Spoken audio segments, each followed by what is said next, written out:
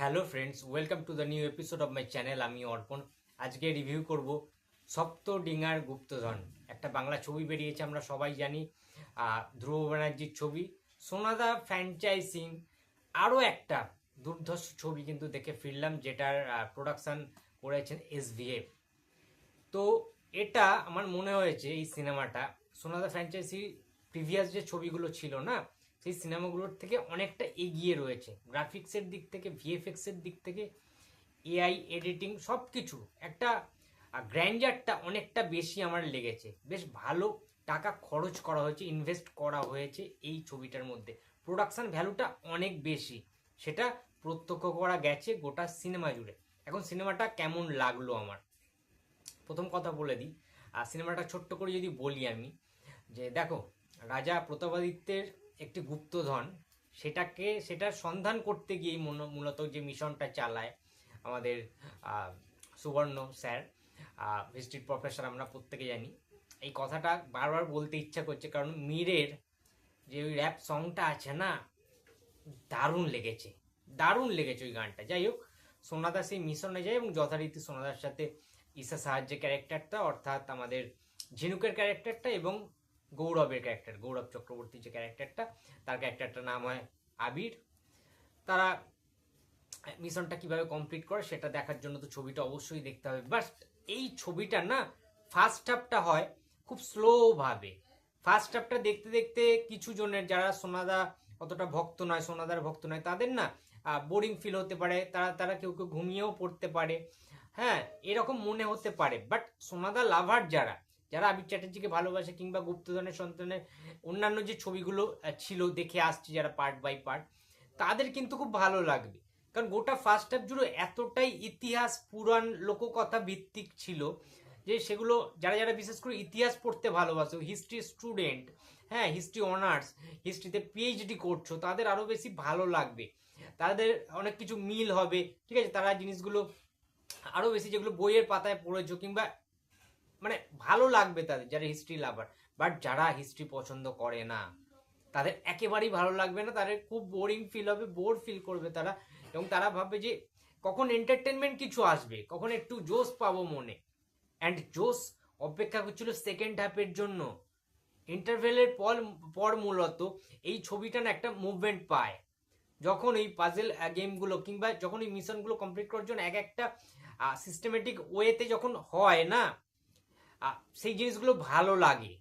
ঠিক আছে, তোমরা এর আগে অনেক দেখেছো এরকম সিনসিডেন্ট, বাট বাংলা ছবিতে এরকম কিন্তু খুব একটা আমরা দেখিনি। সোনাদা ফ্র্যাঞ্চাইজি তো দেখিনি যে কিভাবে ওইগুলো তারা পার করছে, ক্রস করছে, যে এইটা করলে আমার, তবে এটা আমি ক্র্যাক করতে পারবো, গ্র্যাপ করতে পারবো, তবে আমি সাকসেসফুল হব।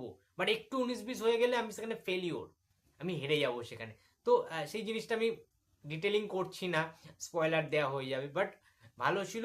এবং গল্পের সবচেয়ে বেশি ভালো যেটা, যে ক্যারেক্টারটা, দশাননের যে ক্যারেক্টারটা, রজতব দত্ত, আরও একবার ইমপ্রেস করে দিয়েছে।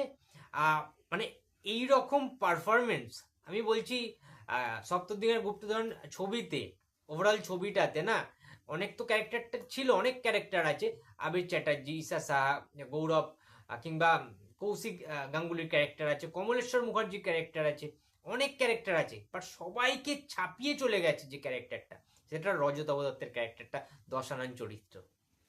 তার ওই হাসিটা, ওই হাসিগুলো, এবং তার যে কমিক সেন্স, যে কমেডি পোর্শনগুলো রয়েছে, ফাটিয়ে রেখে দিয়েছে, কাঁপিয়ে রেখে দিয়েছে।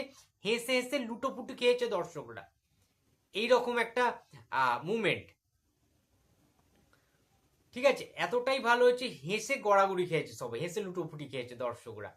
So Rajatava Dutta is a gem, Rajatava Dutta is a versatile actor, সেটা আমরা প্রত্যেকে জানি। এবং এই ছবিটা একটা সিরিয়াস ছবি থেকে হঠাৎ করে কোথাও গিয়ে একটা এন্টারটেইনিং ফিল্ম হয়ে যায়, কমেডি ফিল্ম হয়ে যায়, সেটা না দেখার মতো একটা বিষয় হয়, যে সবাইকে চাঙ্গা করে দেয় যারা হলে ছিলাম আমরা।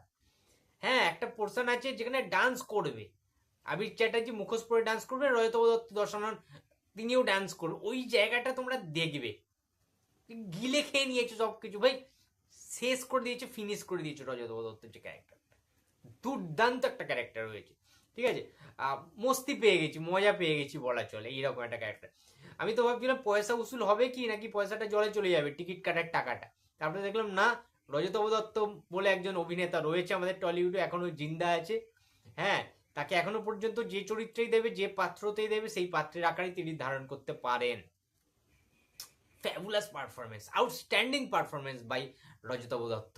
আরও একবার তিনি প্রমাণ করে দিলেন তিনি কত বড় মাপের একজন অভিনেতা। ঠিক আছে, এবং যখন ক্লাইম্যাক্সটা হয় সেটাও আমি একটাই কথা বলবো, ভালো হয়েছে ওভারঅল ছবিটা, বাট প্রেডিক্টেবল, অবশ্যই প্রেডিক্টেবল।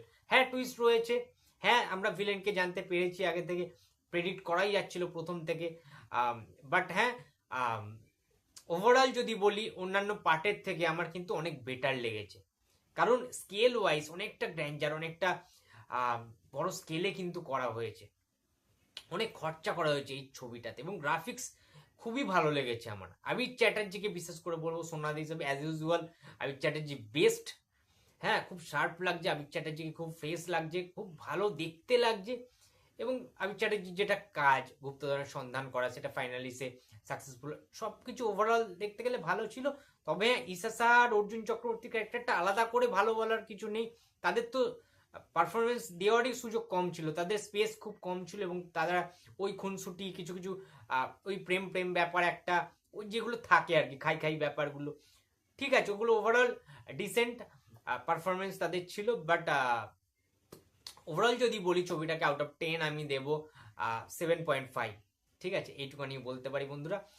যাই হোক, তোমরা যারা যারা দেখে ফেলেছো সপ্তদিনের গুপ্তধন, সেটা অবশ্যই তোমরা জানাও কেমন লেগেছে। ক্যামেরার কাজ, কোরিওগ্রাফি দুর্দান্ত, এবং বাঘের পোর্শনটা একটু বোঝা যাচ্ছিল যেটাও এআই দিয়ে নির্মাণ করা হয়েছে, বাট হ্যাঁ সুন্দরবনটাকে যেভাবে দেখানো হয়েছে, ম্যানগ্রোভ অরণ্যটাকে যেভাবে দেখানো হয়েছে, ওটা খুব সুন্দর লেগেছে, দারুণ লেগেছে। আমরা সবাই জানি সুন্দরবনে কাজ করা, সুন্দরবনে সবকিছু খুবই ভয়াবহ একটা পরিস্থিতি, খুব রিস্ক নিয়ে কাজ করতে হয়, বাট হ্যাঁ সুন্দরবনটাকে এত সুন্দর ক্যাপচারাইজ করা হয়েছে না, A+ একদম, খুব ভালো লেগেছে। তো যাই হোক, আমার এটা বক্তব্য ছিল, আমার একটা রিভিউ ছিল। আর তোমরা যারা যারা দেখে এসছো সপ্তডিঙার গুপ্তধন, তোমাদের কেমন লেগেছে অবশ্যই কমেন্ট বক্সে জানিয়ে দিও। ভিডিওটা ভালো লাগলে লাইক করো, কমেন্ট করো, শেয়ার করতে ভুলো না। যদি চ্যানেলে নতুন হয়ে থাকো তো প্লিজ সাবস্ক্রাইব মাই চ্যানেল। দেখা হচ্ছে পরের কোনো ভিডিওতে। তো টাটা।